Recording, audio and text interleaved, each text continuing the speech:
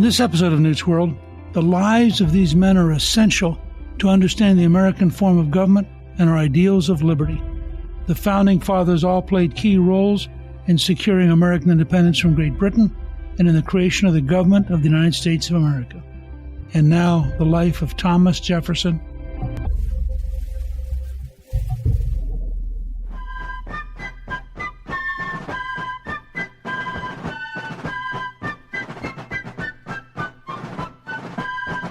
I would argue that in many ways, Jefferson personified the spirit of freedom and had developed out of it something much more profound than most of his colleagues as founding fathers. He deeply distrusted all governments. He didn't just deeply distrust the British government. He deeply distrusted the American government. And as a result, while he was the ambassador in Paris, as the American Constitution was being developed, he wrote his very, very close friend, James Madison, and said that he would oppose the adoption of the Constitution unless they added a Bill of Rights.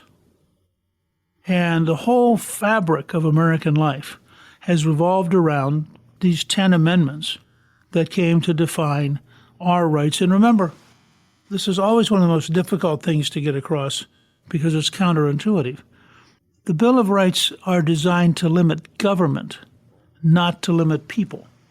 The Bill of Rights came out of a belief that, in fact, virtue resides in the people, but the government was always dangerous. Now, Jefferson at the time was the ambassador to France as the French monarchy was collapsing and as they were inexorably moving towards the French Revolution, which is a classic case study of a system that can't control itself. The American Revolution was a fight over who would govern in America. And it was between basically Americans who saw themselves as successful, independent, standing on their own achievement, and Americans who still were comfortable operating within the framework of the British king and the British government. And that fight ultimately was very controlled. If you go back and you look, when the Founding Fathers won, they were very cautious about what they were trying to set up. And they had a lot of experience. Remember, there are 13 colonies, which means there are 13 constitutions. In several of the colonies, if the constitutions fail, so they write more constitutions. By the time they get to Philadelphia to write the Constitution of the United States, these folks had had more experience at writing constitutions than any generation in history. And all of them was aimed at a very core principle, because they understood a world different than we do.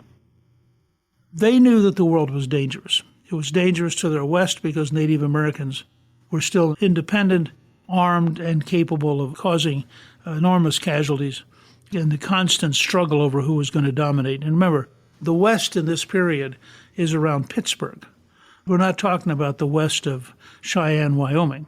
So they're looking one direction at Native Americans, many of them armed both by the British and the French. And the British, of course, loved to subsidize the arming of the Native Americans so that they would harass and torment the new United States.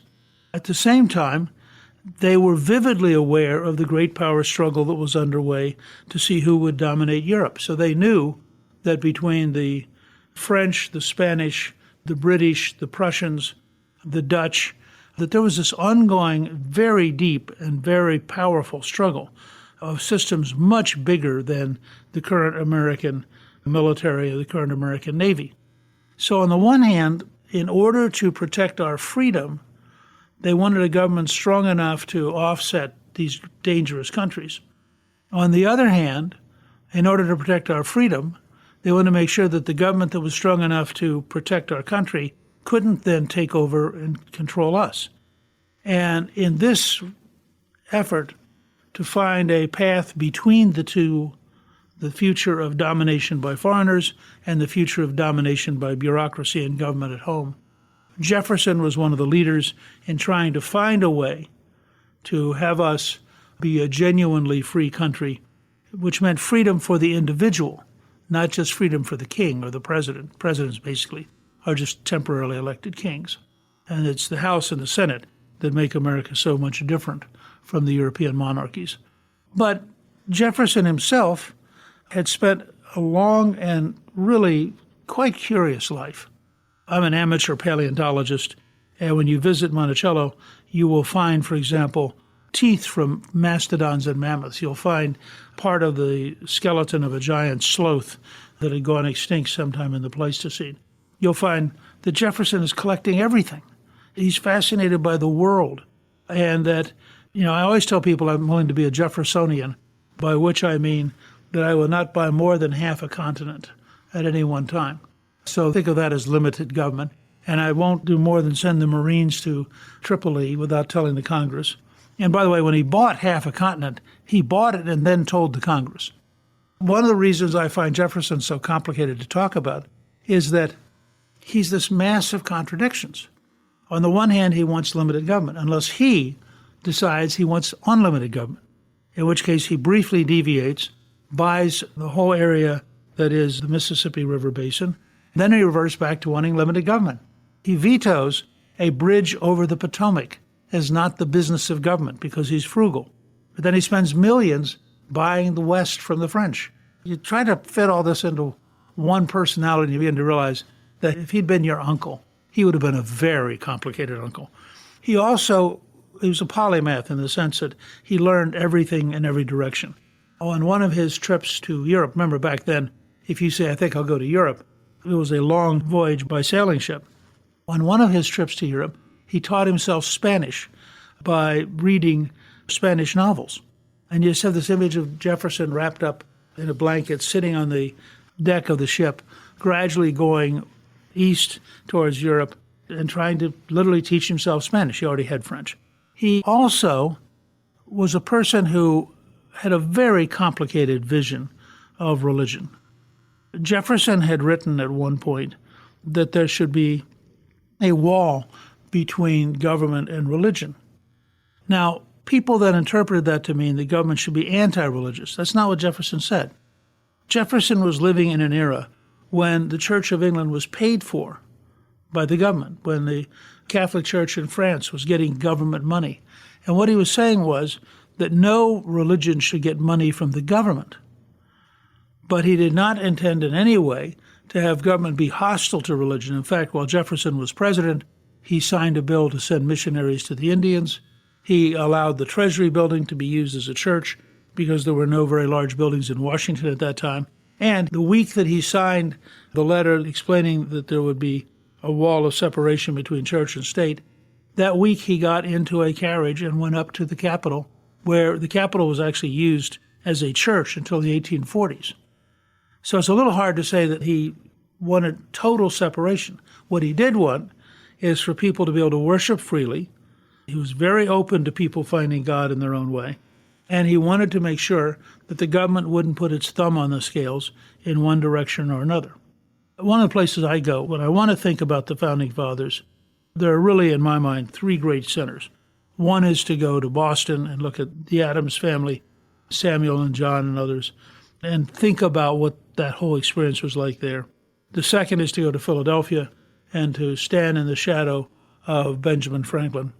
The third is to go to Williamsburg. The Rockefeller Foundation rebuilt Williamsburg in the 1930s. I find every time I go there that the historic part of my soul gets renewed and refreshed. They've done an amazing job. And you can imagine yourself walking down the street where Mr. Jefferson is studying and reading law under Mr. Wyeth, who's one of the great lawyers of that generation, and then going down to one of the taverns, which are still there, and having a libation, and talking about the law, and talking about what's going on in Europe, and talking about the theoretical principles on which freedom should be based. And you have this whole notion that Jefferson was capable of talking about almost anything. Jefferson, first of all, is a reader. He loved to read so much that he actually built a movable desk so that he could, if he was going to go, say, to Philadelphia, which back then was a long trip, he had a desk that he could put in the carriage so that he could work, both reading and writing, while he traveled. And in that sense, he was constantly trying to improve things. He was constantly looking Can I do it better? Can I do it faster? And Jefferson, I've always thought, was very happy learning and very happy thinking. And if he also had to deal with people, that was all right. But that was not his primary focus.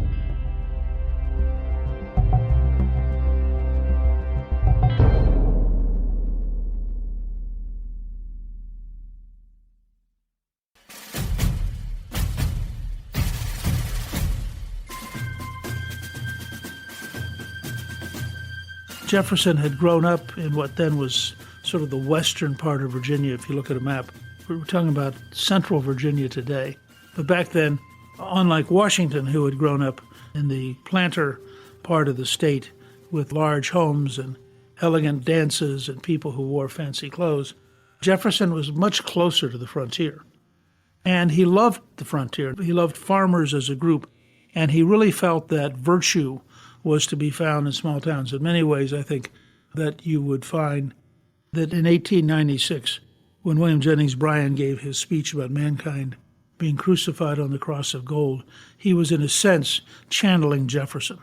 And part of the reason that the bitterness between Jefferson and Alexander Hamilton is that Hamilton represents the cities, the moneyed class, bankers, and Jefferson represents all the people who owe money to the cities, the banker class, etc.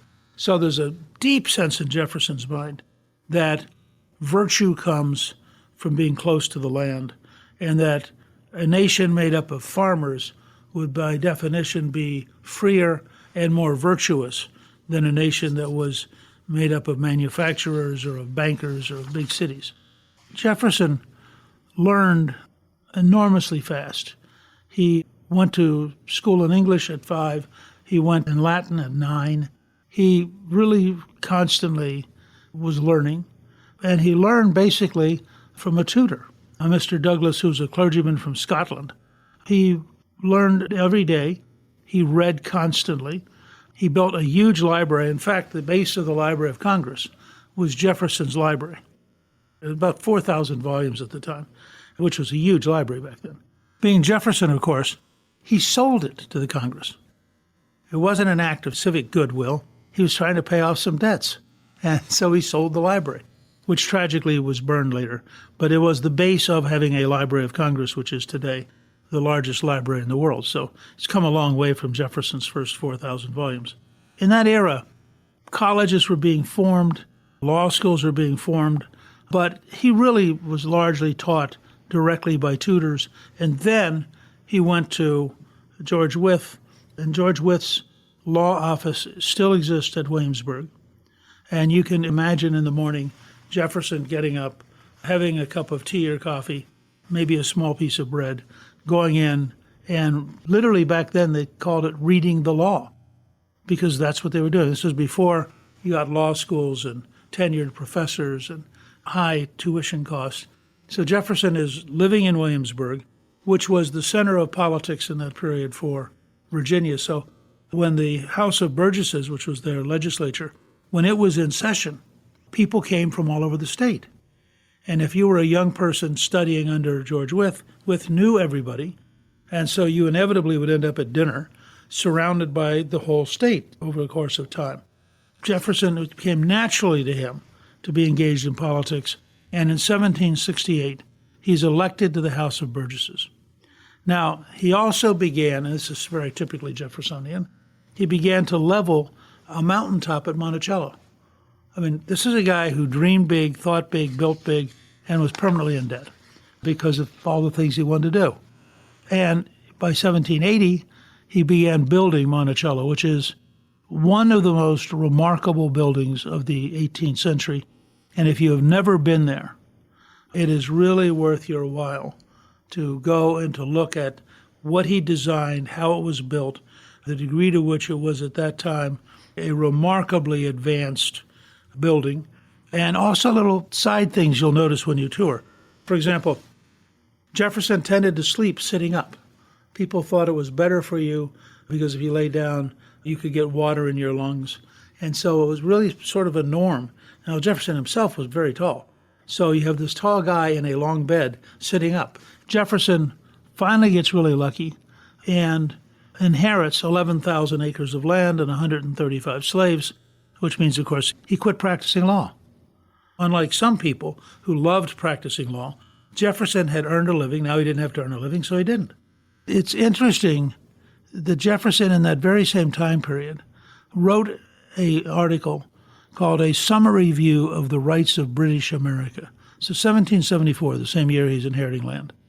And he says, resolved that it be an instruction to the deputies when assembled in General Congress with the deputies from other states of British America, to propose to the said Congress that an humble and dutiful address be presented to His Majesty, begging leave to lay before him, as Chief Magistrate of the British Empire, the united complaints of His Majesty's subjects in America, complaints which are excited by many unwarrantable encroachments and usurpations, attempted to be made by the legislature of one part of the empire upon those rights which God and the laws have given equally and independently to all. Now notice the forerunner of the Declaration. Where do the rights come from? Those rights which God and the laws. And Jefferson would have argued, as would most of the founding fathers, that the law was in fact the systemic implementation of God's will, and therefore that the rule of law was central to the rule of freedom, but that they were both based on God. This is a radical statement, hard to recognize today how radical it is, because it's saying that the rights don't come from the king. The rights come from God. And it is the forerunner of what he will write 2 years later. So it's important to remember, you have this sudden explosion of energy in the late 1760s, early 1770s, partially brought about because in winning the 7 Years' War, or as we called it in the New World, the French and Indian War, the French were eliminated as a threat.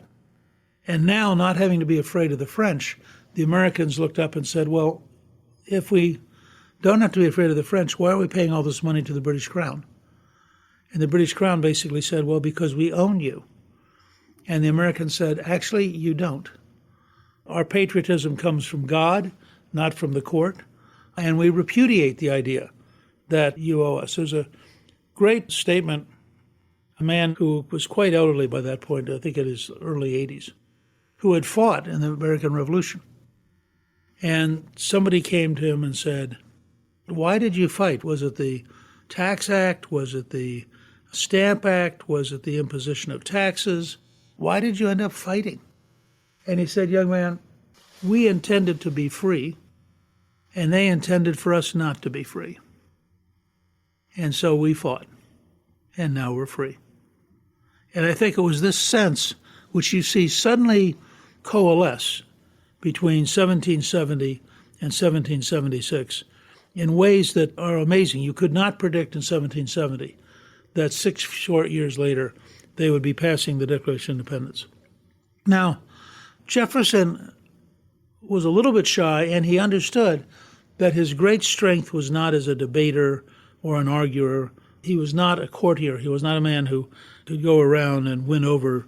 And in fact, John Adams said that he was silent for his entire first year. He was elected in 1775 to the Continental Congress. And this is what Adams wrote in his autobiography. Mr. Jefferson had now been about a year a member of Congress, but had attended his duty in the House but a very small part of the time, and when there had never spoken in public. And during the whole time I sat with him in Congress, I never heard him utter 3 sentences together. The most of a speech he ever made in my hearing was a gross insult on religion in 1 or 2 sentences, for which I immediately gave him the reprehension which he richly merited. So you have this sense of Jefferson being taciturn, quiet, watching, learning, thinking, and then in 1776, he is asked to help write the Declaration of Independence. And there is no question that he developed the core language of that declaration. He's also elected in 1776 to the Virginia House of Delegates, where he's appointed to revise Virginia law. Remember, all 13 of the colonies are going through the same process. He helped create the Virginia Statute for Religious Freedom. And this is extraordinarily important because it moves from just a political argument to a profound argument about liberty and a profound argument about the very nature of your relationship to the king and your relationship to God. The General Assembly in Virginia appointed 5 men to a committee of revisers to review the law and to redraft them for the independent state. 3 of the 5 men were primarily responsible. They included Thomas Jefferson, George Wythe, and Edmund Pendleton. Jefferson drafted the majority of the bills. So while he was quiet, he was busy. But his strength was in the written word, where he had time to think and where he could write with extraordinary elegance in a way that very few people have been able to equal. In 1779, when Jefferson had been elected governor of Virginia, the 126 bills that the committee he served on had drafted were presented to the General Assembly. Most of them were not adopted or even seriously considered. However, Bill 82, the Virginia Statute for Religious Freedom, which called for a separation of church and state, was considered and finally adopted in 1786. Notice, by the way, that sometimes these wave effects take time. You have to think of them as a video rather than a snapshot. And what isn't possible in frame 1 may be overwhelmingly possible by frame 30. And that's what's happening in this period. This famous bill, the Virginia Statute for Religious Freedom, adopted in 1786, although it had been drafted initially a decade earlier, it says, "We, the General Assembly of Virginia, do enact that no man shall be compelled to frequent or support any religious worship, place, or ministry whatsoever, nor shall be enforced, restrained, molested, or burdened in his body or goods, nor shall otherwise suffer on account of his religious opinions or belief, but that all men shall be free to profess and by argument to maintain their opinions in matters of religion, and that the same shall in no wise diminish, enlarge, or affect their civil capacities." Now think about that. You and I live in a time when there are many countries where you can be put to death for believing the wrong things. We live in a time when there are many countries when you can be put in jail for believing the wrong things. And yet here they are in the late 18th century, laying out a frame of reference that liberates people from government and says, your religious beliefs are up to you, and you will not be punished, you will not be fined, you will not be sent to jail, because you are protected in your right to approach God as you see fit. When Jefferson learned that the bill had passed finally after all those years, he had it translated into French and Italian and distributed as widely as possible, because he thought that religious liberty was one of his greatest achievements. James Madison, his close friend, later wrote that the Virginia Statute for Religious Freedom, quote, "is a true standard of religious liberty, its principle the great barrier against usurpations on the rights of conscience. As long as it is respected, and no longer, these will be safe." And as we go through some of our current fights, and we watch the government encroach upon religious liberty, and we watch the woke left trying to impose their radical values on people of religion, you can understand how truly central Jefferson was in helping develop a very, very different approach.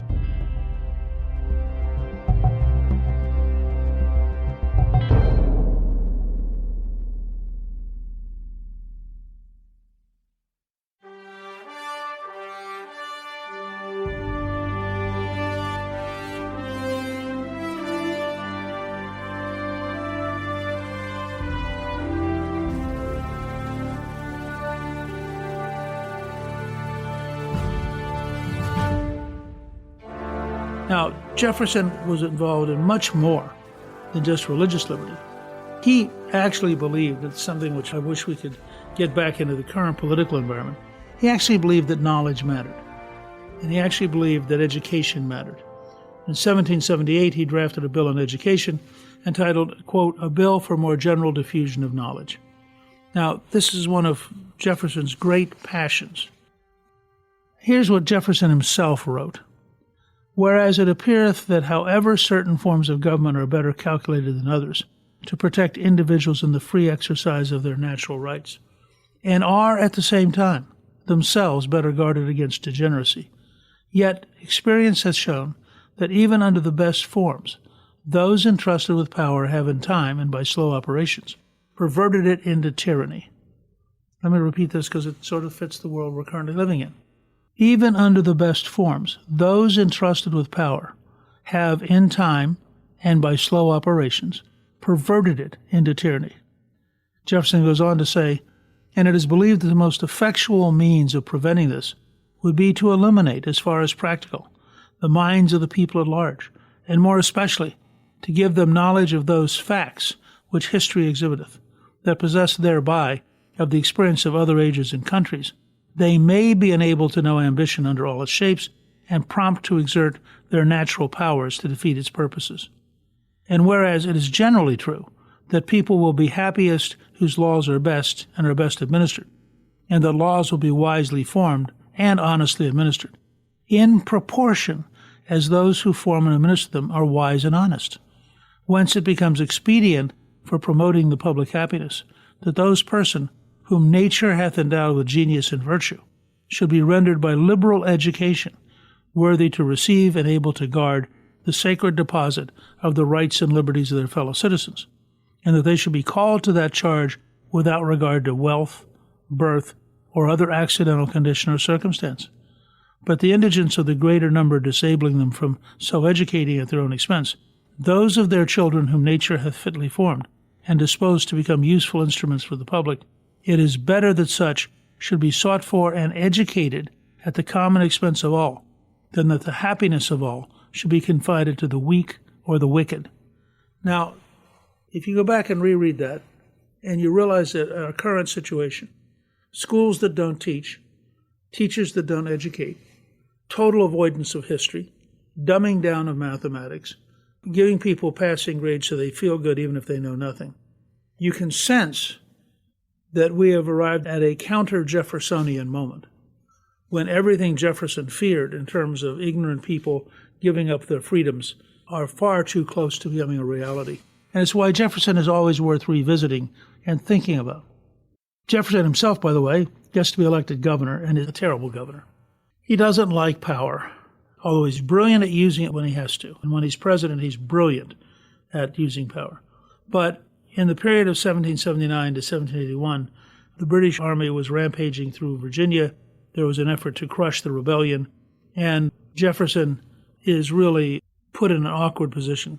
He's not an effective wartime governor. It's not his strength.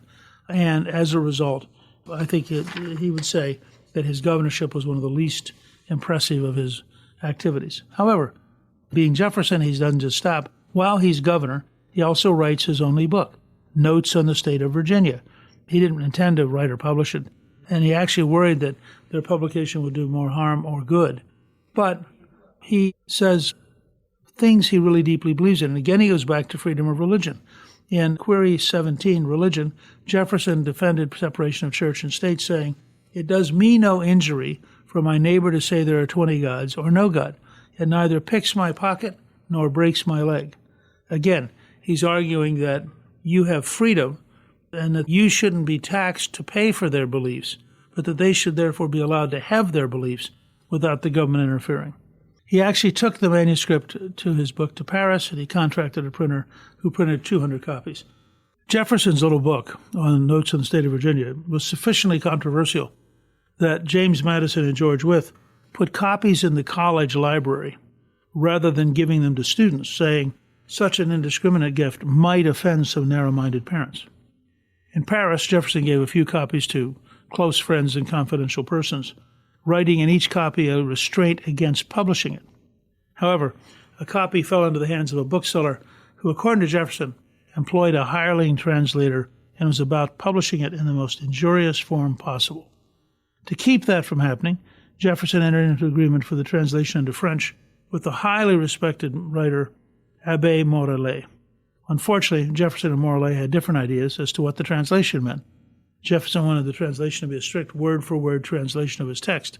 Morellet, however, believed that the translator's job was to be an active collaborator and ended up changing the work. Jefferson was very displeased. Jefferson then turned to John Stockdale, an English publisher who agreed to print the work but told Jefferson, "I know there is some bitter pills relative to our country." After all, this was shortly after we had defeated the British and earned our independence. On August 14, 1787, Jefferson wrote to Stockdale that he'd received the initial copies. In all this period, Jefferson remains active. He is elected delegate to Congress in 1783, Between 1784 and 1789, he serves in France as the commissioner and U.S. minister. In 1787, he wrote to a good friend, Francis Hopkinson, his desire for this position to be silent and to be out of the limelight. And this gives you a flavor of Jefferson, which is so oddly contradictory. He says, "My great wish is to go on in a strict but silent performance of my duty, to avoid attracting notice, and to keep my name out of newspapers, because I find the pain of a little censure, even when it is unfounded, is more acute than the pleasure of much praise."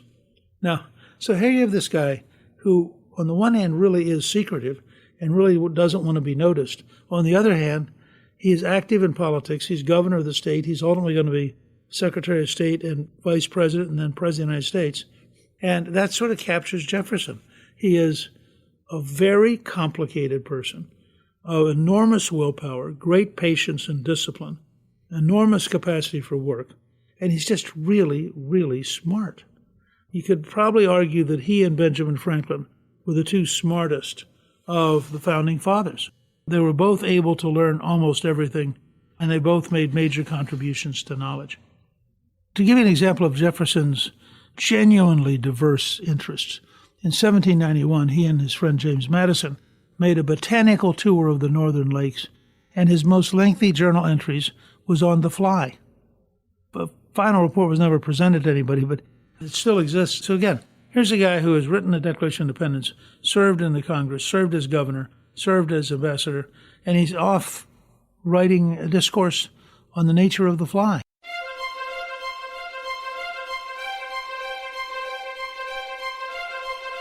Jefferson also served on a committee referred in the Society's minutes of June 16, 1797, as the Bone Committee, whose priority was to procure one or more entire skeletons of the mammoth. In 1807, when Jefferson financed the dig conducted by William Clark at Big Bone Lick, Kentucky, of the over 300 bones that Clark sent back, Jefferson offered the Society any of the fossils that were not already in their collection. On March 3, 1797, Jefferson became president of the American Philosophical Society the day before he became vice president of the United States. He served as president of the Philosophical Society for the next 18 years. He offered 3 letters of resignation when the government moved to Washington, D.C., when he retired to Monticello, but the Society refused to allow his resignation.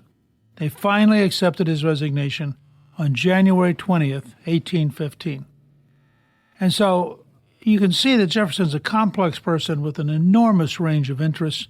And in the next part, I'm going to talk about Jefferson as president and the extraordinary complex nature of his presidency and of what he did after that. So I hope you'll listen also to Jefferson as an American Immortal in part 2 on Newt's World.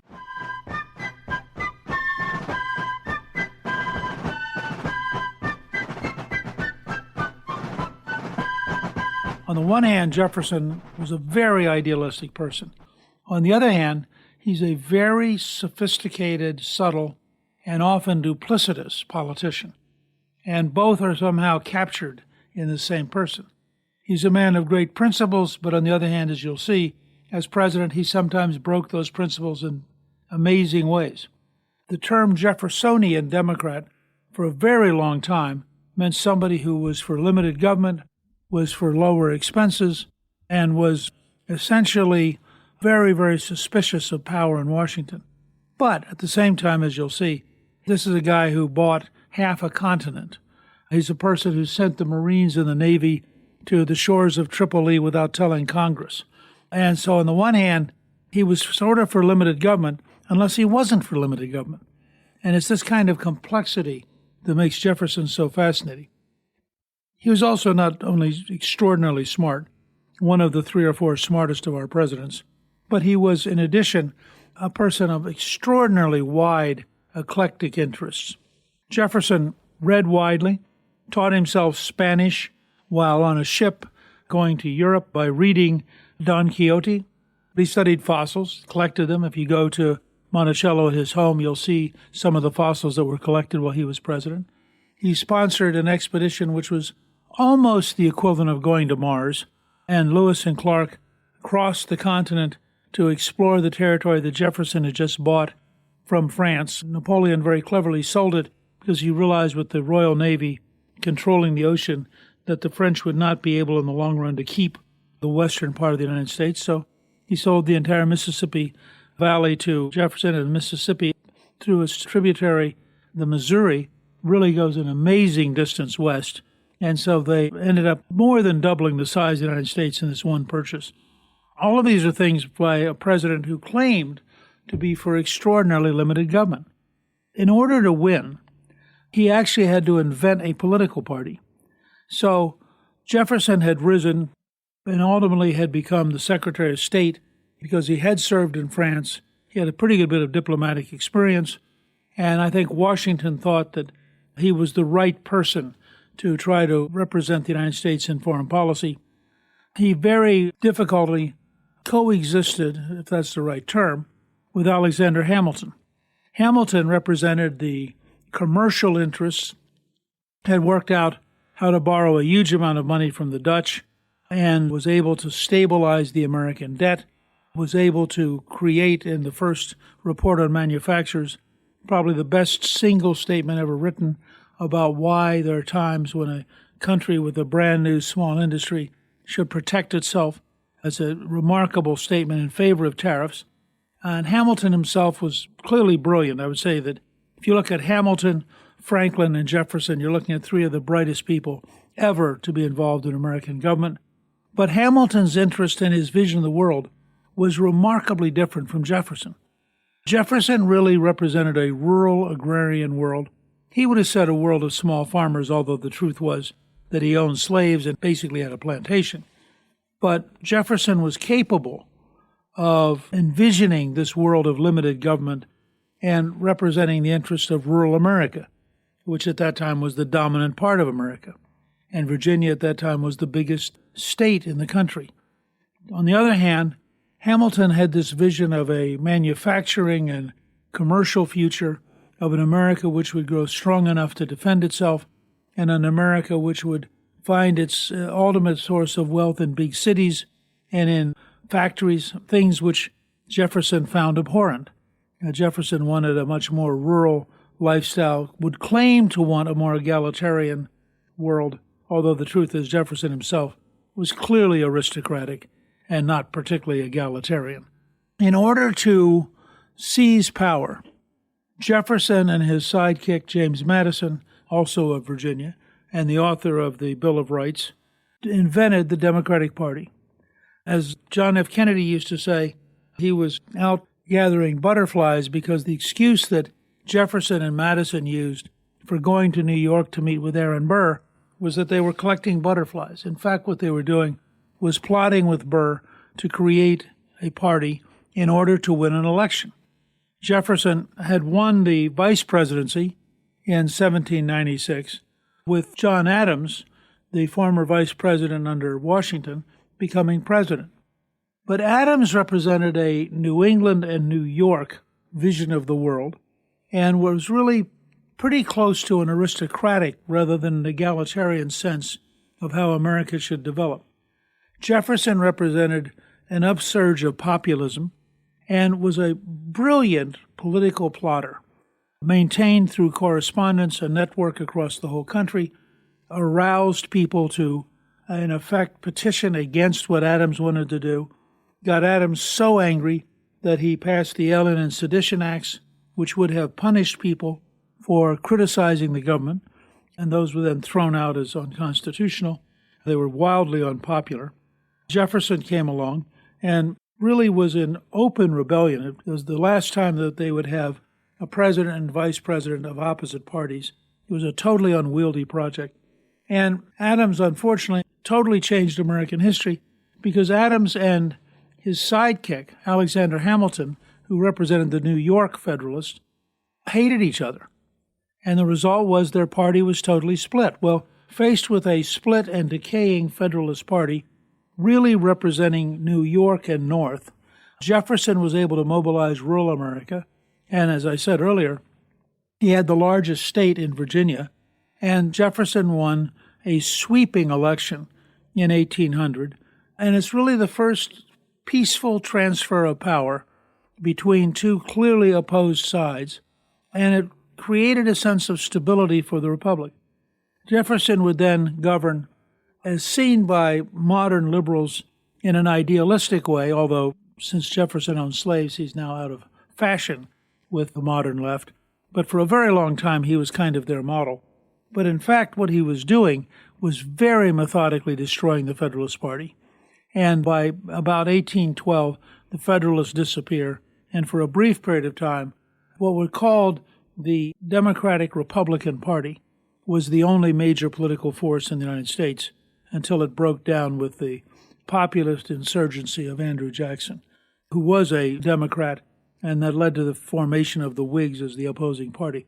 But that doesn't occur until the late 1820s. So there's about a 20-year period where the Jeffersonians are totally dominant. You get three presidents in a row from Virginia, in Jefferson, Madison, and Monroe. And remember that the first president, George Washington, was also from Virginia. So 4 of the 5 initial presidents of the United States all come from Virginia, which was the dominant state. And Virginia represented an agrarian interest remarkably different from the commercial and banking and manufacturing interests of people like Alexander Hamilton. Jefferson ends up in a very strange situation in 1800 because they had not quite figured out that if you had the same electoral college votes for both the president and vice president, they would be tied. Now, everybody had agreed that Jefferson was the candidate for president and Burr was the candidate for vice president. But Burr, who is a remarkably despicable and dishonest figure, a man who came very close to treason later on in his life, and the man who shot and killed Alexander Hamilton in a duel. And I always remind people when they worry about how intense and how difficult our political process occasionally gets, that we have not had a former Secretary of the Treasury killed by a former vice president for over 200 years. So these guys understood a level of toughness that we fortunately have not had repeated. But Jefferson and Burr each had 73 electoral votes. Well, there was no provision at the time for breaking the tie. Everybody agreed as a gentleman's agreement that Jefferson would be president, but there was no real proof of what would happen. And it actually took 36 ballots. They started meeting on February the 9th, 1801, and finally on February the 17th, on the 36th vote, Jefferson was elected. Outside the Capitol, by the way, there were over 100,000 people who had gathered as a gigantic crowd. It was just an amazing moment.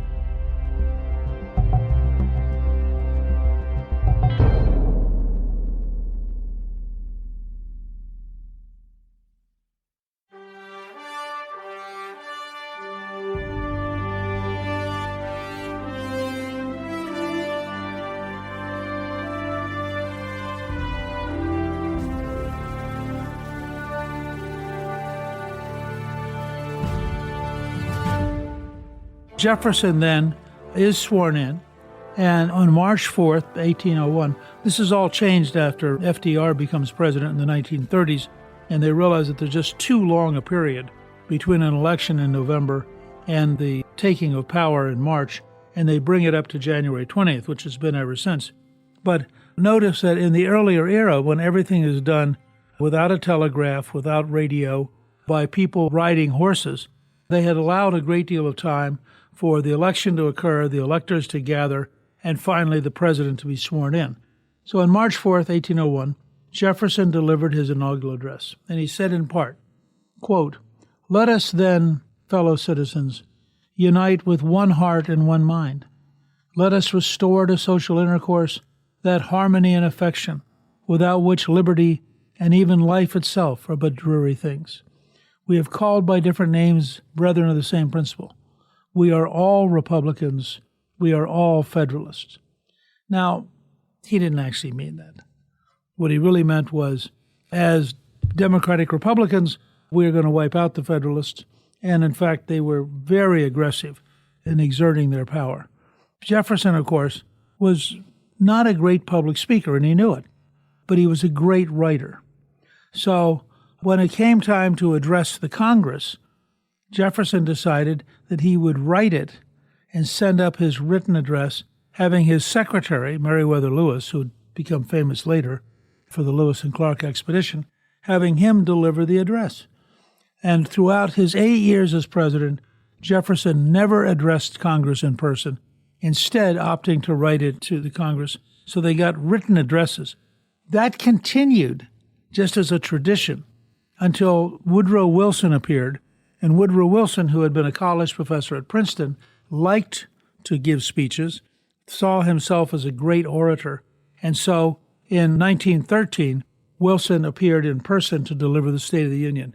But from the time Jefferson sent up a written version until 1913, it had always been done in writing. And, for example, Lincoln's amazing addresses to the Congress, which are among the greatest writing in American presidential history, were all just delivered in writing. They weren't delivered by Lincoln himself.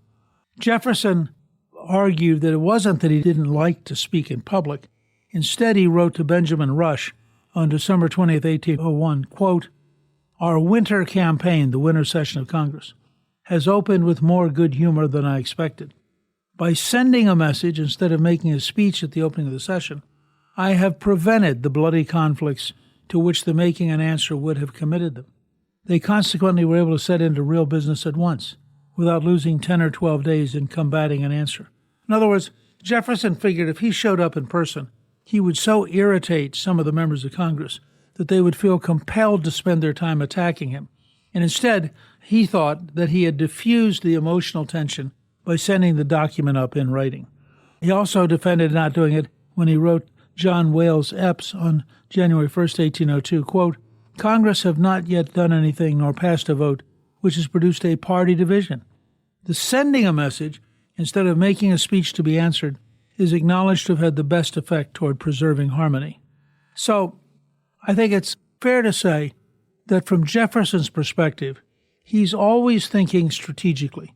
Now that he has power, he's concerned with relaxing and consolidating the power, and he knows that the less he fights with the Federalists and the more he allows them to just atrophy and gradually disappear, the less friction there is, the less fighting there is, the better off he is. Because he's president, and he already has all the power of the presidency. The fact is that he also wasn't a great public speaker, and in fact, when he gave his second inaugural address on March 4th, 1805, a lot of people in the room couldn't even hear him. So the address was sent in advance to the newspapers, and the newspapers could publish them even if you couldn't hear them. Now, Jefferson had moved west, and it's hard to believe nowadays because you don't think of Charlottesville as all that far west. But in fact, the Tidewater farmers, the great planters, the government that had been in Williamsburg, all those things, from Jefferson's perspective, were behind him, and his focus was to the west. His father, Peter Jefferson, was one of the founding members of the Loyal Company created to ask for grants of land west of the Allegheny Mountains. And remember, back then, the frontier is the Allegheny Mountains. Nowadays, we think of that just as eastern, and if anything, you might think of the Rockies as the frontier. Interestingly, Lewis Meriwether, his father, had been a member with Peter Jefferson in founding the Loyal Company, which was trying to open up the West and asking for land in the West. Now, when you look at that period, Jefferson is fascinated with the West, but frankly, he personally doesn't have that much time to go do things. If anything, he's spending time in France, where he's the minister. He's spending time in Philadelphia, and he's helping other people go west. But he is not himself able to go west. And in a funny way, Washington was more of a frontiersman than Jefferson. I mean, Washington really was physically very, very active. Washington goes west both as a surveyor. He surveys places like Little Washington in Virginia. He goes west as a head of the Virginia militia and helped start the French and Indian War, what became called the 7 Years' War in Europe. So Washington was a genuine frontiersman and understood a great deal about the frontier. Jefferson's really a gentleman farmer and an intellectual who's fascinated with the West as an idea. And interestingly, at one point, he subsidizes, when he's the minister to France, he subsidizes a guy named John Ledyard, who's an American explorer. And their idea is that the way they will explore the West is he will go east across Siberia and travel to the western coast of North America. However, when he tried to do that, he was arrested by the Russians and sent back to Europe, so that failed. In 1793, Jefferson enlisted members of the American Philosophy Society, which at that time was the leading kind of intellectual gathering in America. And he got a group of them to sponsor André Michaux, a French botanist, to, quote, find the shortest and most convenient route of communication between the U.S. and the Pacific Ocean. But it didn't get very far and didn't have anything accomplished. In 1805, the territorial governor of Louisiana, General James Wilkinson, persuaded President Jefferson to authorize an expedition to explore the beginning of the Mississippi. Now, interestingly, by the way, I always find this fascinating. The Mississippi itself starts in Minnesota, but the great source of water is the Missouri, which starts much further west and pours into the Mississippi at St. Louis and has dramatically more water than the Mississippi, but is subordinated and named the Mississippi when they join. So they're looking for the origin of the Mississippi, when in fact far more important is to find the origin of the Missouri. Jefferson did agree with General James Wilkinson, the territorial governor of Louisiana, and Lieutenant Zebulon Pike, for whom Pike's Peak is named, was appointed to lead the party to negotiate peace treaties with the Indian tribes they encountered, but they reached the present-day Canadian border and then turned back. A year later, Pike was appointed to lead an expedition to explore the Red and Arkansas rivers. He entered Colorado, unsuccessfully attempted to scale the mountain that today is called Pike's Peak. After entering Spanish-controlled New Mexico, he was captured and sent back. But Jefferson still had not abandoned the idea. On January 18, 1803, Jefferson sent a letter to Congress asking for $2,500 to fund an expedition to the Pacific Ocean. They approved it. And by the way, the expedition, as often happens with government projects, turned out to cost far more than $2,500. A year later, about 45 men, headed by Meriwether Lewis and William Clark, left on what became a very, very famous expedition. There is a remarkable book called Undaunted Courage, which I recommend to everybody. It captures day by day this extraordinary expedition, which, as I said earlier, is in many ways that era's equivalent of going to Mars. I mean, these guys are leaving St. Louis. They're paddling their way up the Missouri. They are crossing over around Yellowstone. They're going down the Columbia. They're encountering all sorts of Native American tribes. They are encountering grizzly bears and generally roughing it in really an expedition that just took a level of personal endurance and personal courage that is absolutely astonishing.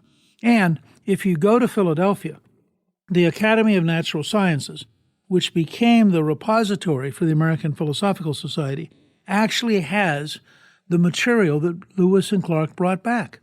And so you can actually go and see what it was they were gathering up. And they were gathering things about plants and animals. They were taking notes about geography. They were reporting on all sorts of meetings with different native tribes. And it is one of the great romantic expeditions in American history. They're also helped dramatically by a Native American woman who both helps them talk with tribes and helps them survive. They have an African American as part of the expedition who has a vote, and they said, look, he deserved the vote because his life was at risk too. So when they got to certain big decision points, they would all talk it out, and it was kind of like a traveling democracy.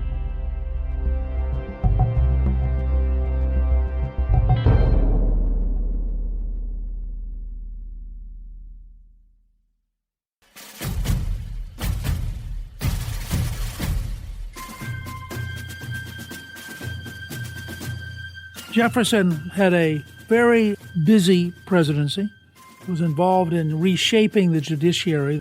The Jeffersonians hated the Federalist judges. They saw judges as instruments of government to oppress the people, and they very much favored a much more popular society in which juries played a bigger role and judges were very limited.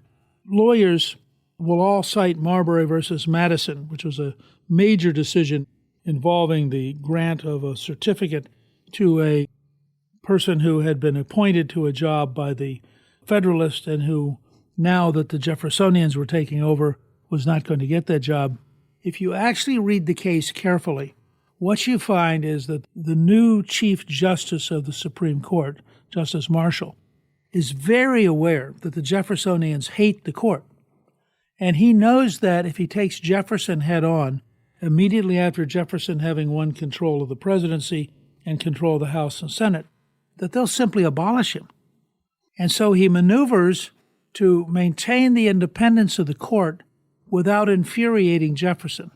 And it's actually not some key moment where the court stands up boldly, but rather a brilliant maneuver to preserve the independence of the court by not standing up boldly.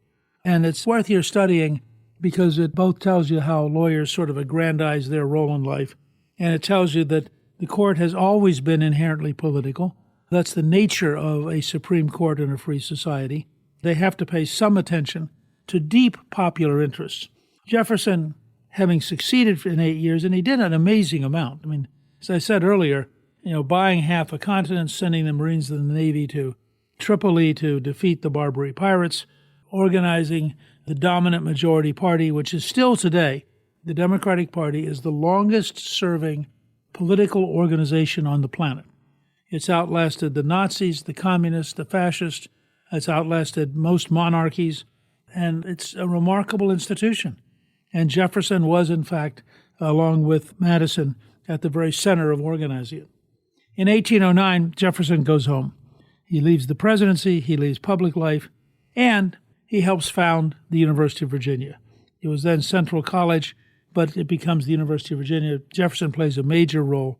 When, in February 14, 1816, the Virginia General Assembly established a charter for Central College, which becomes the University of Virginia, Jefferson was elected to the college's Board of Visitors and rector of the college. Jefferson also designed the college. And again, as an example of his intellectual reach, remember that Jefferson is an architect. He designs Monticello. He designs other public buildings. He's also a bibliophile. The original Library of Congress is Jefferson's personal library, about 4,000 volumes, although it might be pointed out he sold them to the government because he needed the money. For his entire life, Jefferson is short of money and is constantly trying to find sources of additional revenue. He's not a particularly great farmer, doesn't focus on farming, doesn't make a huge amount of money. Very different, by the way, from George Washington, who was a great businessman, a great farmer, and was generally competent at everything he touched. I think it's fair to say that Jefferson had a deep, passionate interest in education. Jefferson was not anti-religious.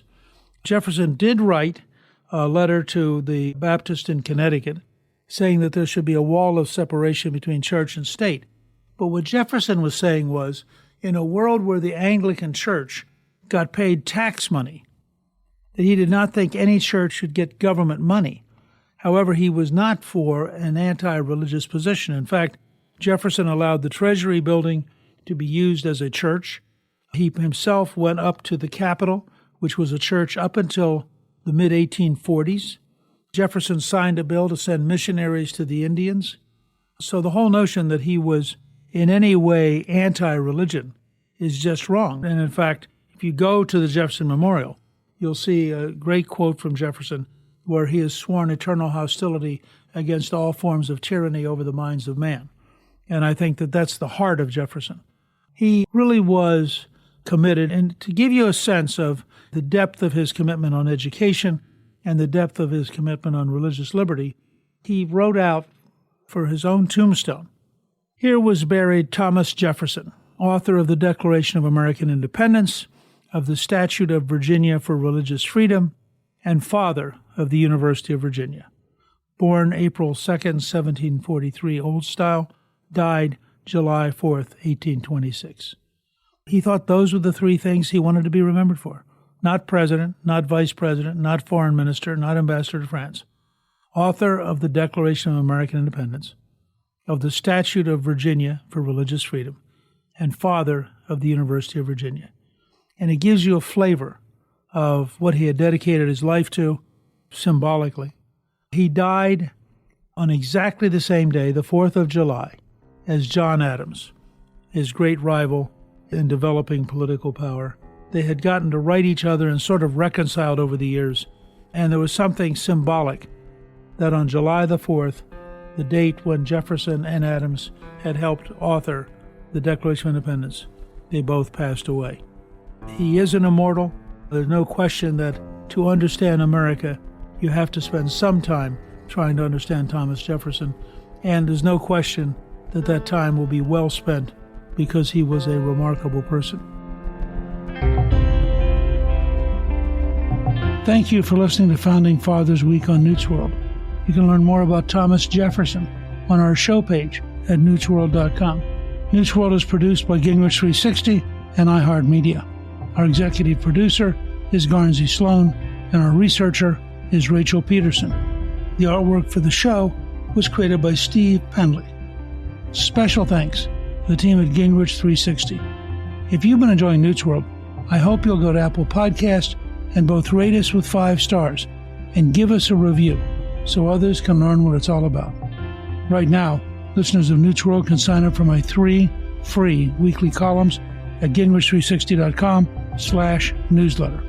I'm Newt Gingrich. This is Newt's World.